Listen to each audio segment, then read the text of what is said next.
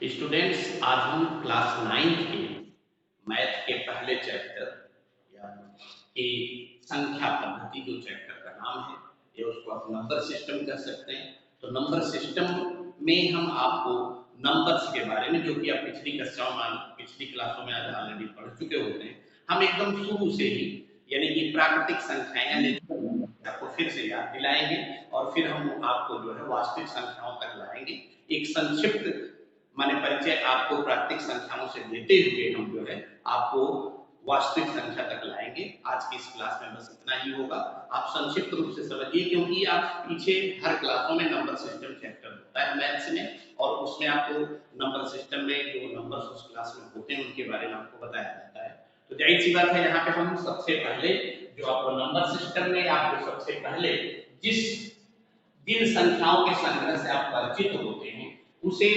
Natural numbers या प्राकृतिक संख्याएं कहते हैं। पिछली कक्षाओं में आपने पढ़ा होगा और हमने भी आपको बताया हुआ है कि जिन संख्याओं का गणना करने की प्रक्रिया यूज होता है, जैसे कि 1 2 3 4 डैश डैश इंफिनिटी, यानी कि इन संख्याओं का 1 2 3 4 जैसी संख्याओं का जब हम गणना करने की प्रक्रिया में यूज करते हैं तो ऐसी संख्याओं को हम जो है प्राकृतिक संख्या बोलते हैं, या उसको इंग्लिश में कह सकते हैं the numbers which are used in counting process are called natural numbers, या हिंदी में फिर आप उसको कह सकते हैं कि 1 2 3 4 ऐसी जिन संख्याओं का प्रयोग हम गणना करने की प्रक्रिया में करते हैं उनको हम प्राकृतिक संख्या करते हैं। पिछली क्लास में आपको बताया गया बेटा, क्योंकि गणना हम स्टार्ट ही संख्या 1 से करते हैं, और आपको ये भी बताया गया है पिछली क्लासों में कि सबसे बड़ी प्राकृतिक संख्या यानी कि अज्ञात है, वो हमें पता नहीं है, इसलिए यहाँ पे लास्ट में हम इनफाइनाइट का निशान लगा देते हैं 1 2 3 4, और इस तरह से जो है आप उसको समझ चुके हैं पिछली कक्षाओं में। अब उसके बाद हम आते हैं दूसरी जो संख्या पद्धति में, जो दूसरी संख्या जो कलेक्शन का नाम होता है उसको हम कहते हैं होल नंबर्स, या उसको पूर्ण संख्याएं हम हिंदी में कहते हैं। और इसमें बेटा और कुछ अंतर नहीं होता, सारी नेचुरल नंबर या सारी प्राकृतिक संख्याएं जो 1 2 3 से इनफाइनाइट तक जाती हैं, उनमें जो है जब हम जीरो को या शून्य को जब हम एक के पूर्ववर्ती के रूप में जब हम नंबर्स ऑफ कलेक्शन में इस तरह से लिख देते हैं, जैसे कि सारी प्राकृतिक संख्याएं 1 2 3 4 एंडलेस इनफाइनाइट यानी कि अज्ञात जो होगी, लेकिन उसमें जब प्राकृतिक संख्याओं के संग्रह में हम एक के पूर्ववर्ती या इसको इंग्लिश में प्रीडिसीजर कहते हैं, जब हम शून्य को शामिल कर देते हैं तो सारी प्राकृतिक संख्याएं शून्य के साथ यानी उस संग्रह को जिसमें की सारी प्राकृतिक संख्याएं शून्य के साथ शामिल हो जाती हैं, उनको हम कहते हैं पूर्ण संख्या या होल नंबर्स। या इसको इंग्लिश में आप समझ सकते हैं कि when zero is permitted in the collection of the natural number and the predecessor of one, the collection of numbers is called whole numbers। Clear है यहाँ पे कि जैसे यहाँ पे आपका नेचुरल नंबर्स यानी कि स्मॉलेस्ट नेचुरल नंबर 1 होता है, ग्रेटेस्ट नेचुरल नंबर इनफाइनाइट होता है, अननोन है, उस तरह से क्योंकि अब एक के प्रेडिसीजर के रूप में होल नंबर में जब आप आते हैं तो जीरो शामिल कर दिया जाता है, तो जाहिर सी बात है कि स्मॉलेस्ट होल नंबर यानी कि जीरो होता है, या सबसे छोटी पूर्ण संख्या शून्य होती है, और सबसे बड़ी पूर्ण संख्या क्योंकि शून्य के बाद सारी प्राकृतिक संख्याएं ही संग्रह में, तो ऑलरेडी जब प्राकृतिक संख्या सबसे बड़ी अज्ञात है तो पूर्ण संख्या भी सबसे बड़ी अज्ञात है। अब उसके बाद आपका नंबर आता है, थोड़ा सा छोटी क्लासों में आप पढ़ चुके होते हैं, लेकिन इसके बारे में उतना का मतलब कि आपको छोटे हैं तो उस तरह से समझ में नहीं आता कि भिन्न भिन्न आप पढ़ चुके हैं, लेकिन आपको ये पता नहीं होता कि भिन्न की नंबर सिस्टम वैसे भी बेटा जैसे जैसे आप जाते हैं और संख्या पद्धति में जो हम माने पिछली संख्या पद्धति में जो करेक्शन होता है, जो नाम होता है, उसमें अगर कुछ प्रॉब्लम होती है उस करेक्शन में, तो आगे फिर मैथमेटिक्स में नंबर सिस्टम में कुछ सुधार किया जाता है और फिर उस संग्रह को नया नाम दिया जाता है। यहाँ पे भिन्न बीच में हमने डाल दिया कि आप भिन्न समझिए भिन्न क्या होती है। दो क्रमागत संख्याओं के बीच में, जैसे आपसे कहा जाए कि 1 और 2, 1 और 2 के बीच में कोई संख्या होगी तो उसको हम क्या नाम देंगे, क्योंकि एक माने अगर आप प्राकृतिक संख्या कहते हैं या पूर्ण संख्या कहते हैं तो 1 के बाद 2 है, 2 के बाद 3 है, इस तरह से जो प्राकृतिक संख्या या पूर्ण संख्या क्रमागत है उनके बीच में भी कहीं कहीं कोई संख्या आती है, जैसे कि कोई एक चीज है उसको आपको दो लोगों में बांटना है, तो जाहिर बात है आपने देखिए अगर एक चीज है उसको दो लोगों में बांटना है तो जाहिर बात है 1 is divided by 2, और आपने इसको देखा होगा कि फिर जब 1 is divided by 2 जाहिर सी बात है 1 by 2 होता है। और इस फॉर्म का उसी तरह से और एग्जांपल देख सकते हैं आप, यानी कि 3 डिवाइडेड बाय 5 दैट इज 3/5। उसी तरह से अब ये कंडीशंस, क्योंकि आप कुछ को तो कहेंगे कि कहने का मतलब कि देखिए जैसे हम आपको 4 को डिवाइड करते हैं, आप दूसरे को आ जाता है 2, यानी कि अगर होल नंबर को होल नंबर से डिवाइड कर रहे हैं तो यहाँ पे होल नंबर आ रहा है, इसको ध्यान से देखिए, इसको हम बॉक्स में बदल सकते हैं, ठीक है। उसी तरह से आप कोई और नंबर ले लीजिए, यानी कि 6 डिवाइडेड बाय 3, तो यहाँ पे भी कहने का मतलब कि 3 2 जा 6 आ रहा है, 2 आ रहा है। तो ऑलरेडी यहाँ पे इन दो एग्जांपल्स में तो आप देख रहे हैं कि जब एक होल नंबर दूसरे होल नंबर से डिवाइड किया जा रहा है तो एज ए क्वोशेंट के रूप में होल नंबर आ रहा है। यहाँ पे भी आपने देखा कि होल नंबर 6 को होल नंबर 3 से डिवाइड किया गया तो क्वोशेंट जो है आपका 2 आ है। लेकिन अब हर कंडीशंस में यानी कि दो होल नंबर को डिवाइड करने के बाद भागफल या क्वोशेंट के रूप में हमेशा होल नंबर नहीं आ रहे, जैसे यहाँ पे आप देख लीजिए, यानी कि इसको हम ब्रैकेट में नहीं बंद कर रहे हैं क्योंकि यहाँ पे जो क्वोशेंट है वो होल नंबर्स नहीं है। आप यहाँ पे लिख सकते हैं कि यहाँ पे जो क्वोशेंट है वो होल नंबर नहीं, ठीक है। 1/2 इज नॉट 1/2, आप यहाँ पे कह सकते हैं 1/2 इज नॉट होल नंबर। तो यहाँ पे आप क्लियर है, जैसे 1/2 या 3/5 हो रहा है तो 3/5 भी ऑलरेडी क्वोशेंट 3/5 ही आ रहा है। यहाँ पे 1 को 2 से डिवाइड कर रहे हैं तो क्वोशेंट 1/2 आ रहा है। तो क्लियर है, यहाँ पे तो होल नंबर क्वोशेंट के रूप में नहीं आ रहे, तो इनको कहेंगे क्या, दैट इज प्रॉब्लम। जब इस तरह से 1/2 आया या 3/5 है इसको हम कहेंगे क्या, तो इस तरह की संख्याओं को यानी कि जो p/q के रूप में लिखी गई, ठीक है, और जहाँ पे p और q दोनों होल नंबर हैं तो इनको हम ऑलरेडी आप भिन्न कहें या इसको आप इंग्लिश में फ्रैक्शन कहें, ठीक है बेटा। अब इसके बाद फिर जो है आपको हम लाते हैं पूर्णांक। पूर्णांक भी आप पिछली क्लासों में पढ़ चुके हैं कि पूर्णांक कैसे, पूर्णांक की माने आवश्यकता रिक्वायरमेंट पूर्णांक क्यों आई। जैसे कि बेटा नॉर्मली सी बात है कि आप बैंक में पैसा जमा करने जाते हो, थोड़ा सा एग्जांपल देते हैं, बैंक में पैसा जमा करने जाते हो, आपने वहां पे बैंक में 500 रुपए डिपॉजिट कर दिया, तो क्लियर है कि आप अगर आप साइन का यूज नहीं करते तो आप लिखेंगे कि बैंक में 500 रुपए जमा करना या उसको प्लस लिखेंगे, ठीक है। अब बैंक में से 500 अपने खाते में से जब आप विड्रॉल करते हो 500 रुपए तो उसको किस साइन से लिखेंगे, तो आप लिखिए कि हमने बैंक में से 500 रुपए निकाला। तो इस तरह की चीजें यार 0 डिग्री से ऊपर के टेंपरेचर को हमने पिछली क्लास में आपने पढ़ा ही होगा, हमने भी पढ़ा है कि अगर टेंपरेचर का ही मेजर हम करते हैं तो टेंपरेचर 0 से नीचे भी होता है, टेंपरेचर 0 से ऊपर भी होता है। तो क्लियर है कि टेंपरेचर 0 से ऊपर तो आप ऐसे अगर साइन का यूज नहीं करेंगे तो आप लिखेंगे कि द माने टेंपरेचर कहीं का टेंपरेचर आपका 15 डिग्री सेल्सियस है प्लस 15 डिग्री सेल्सियस, आप उसको अगर स्टेटमेंट में लिखेंगे तो लिखेंगे एबव द जीरो माने 15 डिग्री एबव द जीरो। तो क्लियर है। उसी तरह जब नीचे आएगा तो नीचे को क्या लिखेंगे, तो नीचे को फिर आप लिखते हैं कि बिलो द जीरो, तो बिलो द जीरो या एबव द जीरो आप लिखते हैं डिग्री सेल्सियस में। तो क्लियर है, उनको मैथमेटिक्स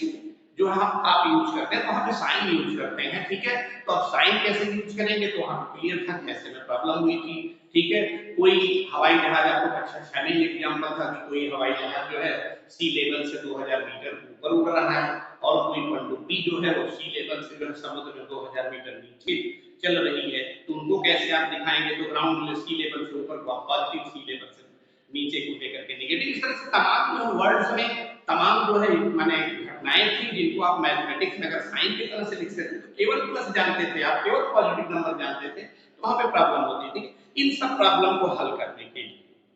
ठीक है, तो यहाँ पे मैथ्स में जो है मतलब की संख्या नंबर सिस्टम में जो है ऑलरेडी नेगेटिव नंबर्स को भी शामिल किया गया। तो जैसे आप होल नंबर में आप यहाँ पे 0 और पॉजिटिव जाते हैं 1, 2, 3, 4 और डैश डैश इनफिनिट। लेकिन अब यहाँ पे नेगेटिव भी शामिल हो चुका है तो जाएगा -1, फिर उसके बाद -2, -3,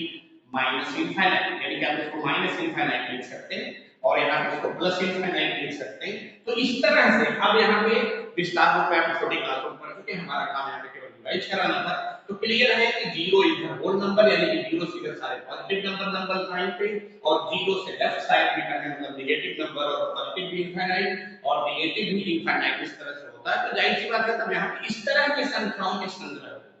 इस तरह से जो नंबर कलेक्शन आपका नंबर होता है उसको हम इंटीजर्स कहते हैं या तो हम उसको पूर्णांक कह सकते हैं हिंदी में, और इसको आप ले सकते हैं एज ए डेफिनेशन के रूप में कि शून्य के साथ सभी धनात्मक और सभी ऋणात्मक संख्याओं के संग्रह को हम पूर्णांक कहते हैं,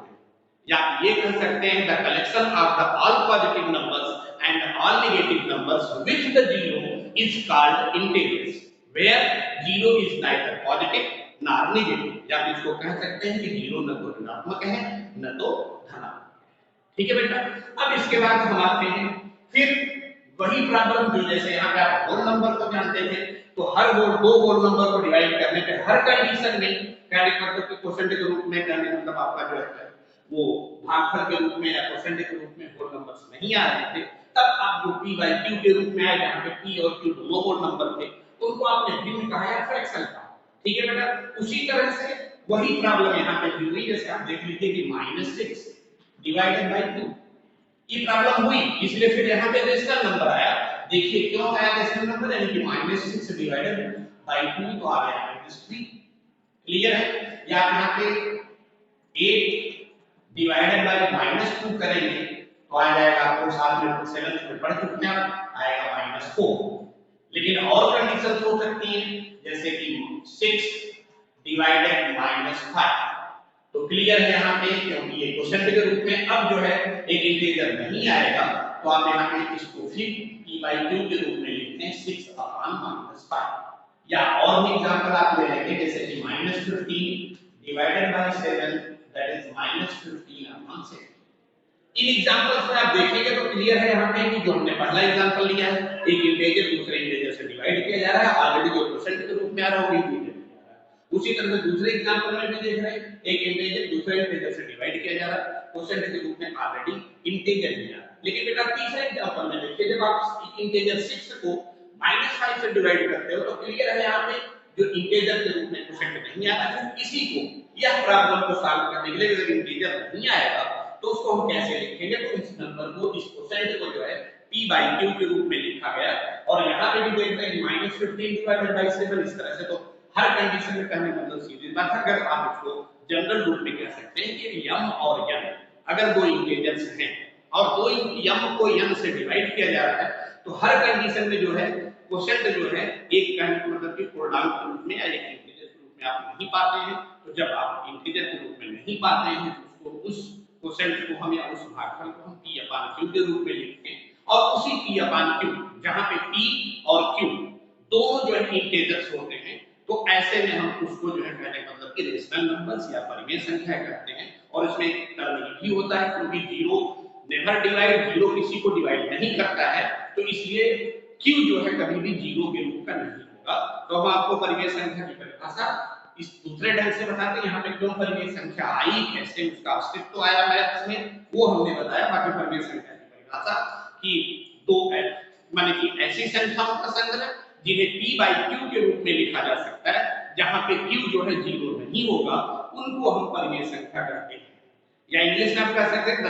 collection of the numbers which are written as p upon q where q is not equal to 0 are called rational numbers. और यहाँ पे क्योंकि रेशनल नंबर्स जाहिर सी बात है रेशनल नंबर में आप अगर थोड़ा सा और आते हैं मार्क्स में आपको दिखाते हैं यहाँ पे जैसे आप नेचुरल नंबर 5 है तो 5 को भी आप 5 अपॉन 1 लिख सकते हैं, या नेचुरल होल नंबर 0 है 0 को भी 0 अपॉन 1 p बाई q के रूप में लिख सकते हैं। इसका बेटा क्वेश्चन आता है कि क्या 0 रेशनल नंबर है क्या, तो आप कहेंगे कि यस 0 रेशनल नंबर है, 0 परिमेय संख्या है क्योंकि 0 को हम 0 अपॉन 1 के रूप में लिख सकते हैं। उसी तरह से जाहिर बात है -5 है इसको -5 अपॉन 1 के रूप में आप लिख सकते हैं क्योंकि सेम है, कोई फर्क नहीं पड़ रहा रिजल्ट में। तो -5 भी आपका एक इंटीजर से पूर्णांक है। इस तरह से हम कह सकते हैं कि सारी प्राकृतिक संख्याएं सारे पूर्णांक जीरो ऑलरेडी सभी जो है वो एक परिमेय संख्या होती है, इरेशनल नंबर होती है। अब बेटा हम आपके पास आते हैं तो इरेशनल नंबर हो गया आपका। अब इरेशनल ऐसी संख्याएं जिनको हम p अपॉन q के रूप में नहीं लिख पाते हैं उनको हम इरेशनल नंबर या हिंदी में उसको कहते हैं कि उनको हम अपरिमेय संख्या कहते हैं। जैसे बेटा आप यहां पर देखेंगे करड़ी में 2, करड़ी में 3 या आपको पाई, ठीक है, ये जो है ये सब जो है अपरिमेय संख्या है। और आप इनको जो है जब डेसिमल एक्सपेंशन पढ़ना चालू करेंगे। हमने डेसिमल एक्सपेंशन के लिए आपको समझने के लिए क्लास 10th का वीडियो हम हमारा देख सकते हैं कि कैसे परिमेय संख्या और अपरिमेय संख्या क्लासिफाइड होती हैं। आप हमारे कक्षा 10 यानी कि क्लास 10th का वीडियो ऑलरेडी हमारा होगा, आपके YouTube चैनल पे जाएंगे तो आपको मिलेगा डेसिमल एक्सपेंशन। तो हमारे चैनल पे जाकर के आप डेसिमल एक्सपेंशन यानी कि परिमेय संख्याओं का और अपरिमेय संख्याओं का डेसिमल एक्सपेंशन कैसे क्लासिफाइड होता है यानी कि उसको आप जो है कक्षा 10 की वीडियो में ऑलरेडी देख सकते हैं। आपको कोई दिक्कत नहीं कि पूरा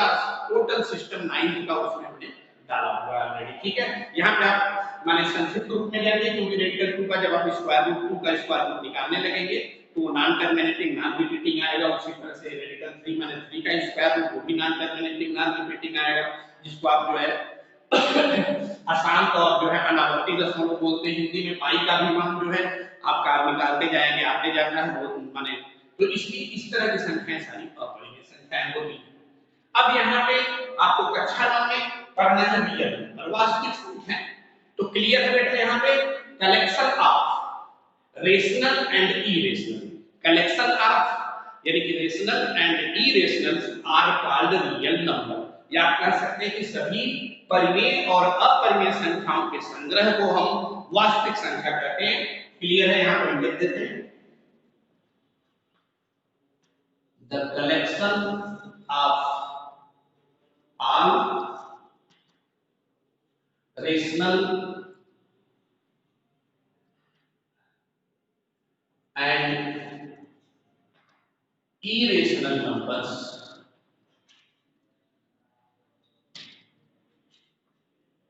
are called real numbers। आप इसको हिंदी में भी कह सकते हैं कि सभी परिमेय और अपरिमेय संख्याओं के संग्रह को हम वास्तविक संख्या कहते हैं। इंग्लिश में the collection of all rational and irrational numbers are called real numbers. Clear बेटा आपको? और हमने आपको पहले भी बताया, फिर से बता दे रहे हैं कि आप डेसिमल एक्सपेंशन यानी कि दशमलव प्रसार के रूप में परिमेय संख्याएं कैसी होती हैं और अपरिमेय संख्याओं का दशमलव प्रसार कैसा होता है। हमारी वीडियो क्लास 10th की डेसिमल एक्सपेंशन ऑलरेडी आप जो उसको देखिएगा तो आपको क्लियर हो जाएगा। और 9th के ही काम की चीज है, तो आप उसको देख करके डेसिमल एक्सपेंशन क्लियर कर सकते हैं। अगली वीडियो में इसके आगे की बनाएंगे, ठीक है बेटा। और यहाँ पे आप अगर शॉर्टकट में आपको यहाँ पे और समझना है तो डायरेक्ट आप रियल नंबर होगी, रियल नंबर आप यहाँ बना सकते हैं। सीधी बात एक बॉक्स बना लेंगे और इसमें जैसे कि नेचुरल नंबर शामिल हो जाती है। नेचुरल नंबर यानी कि 1 2 3, ठीक है, ये रियल नंबर का बॉक्स हो गया। डैश डैश इनफाइनाइट, उसी तरह से जब होल नंबर हम लेते हैं इसको हम डब्ल्यू से इंडिकेट करते हैं 0 1 2 डैश डैश इनफाइनाइट पॉजिटिव। उसी तरह से जेड यानी कि हम इंटीजर को करते हैं यानी कि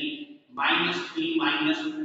या इस तरह से जो भी नंबर इंटीजर 0 भी होता है 1 होता है 2 होता है, या जो है फ्रैक्शन यानी कि रेशनल नंबर 2/3,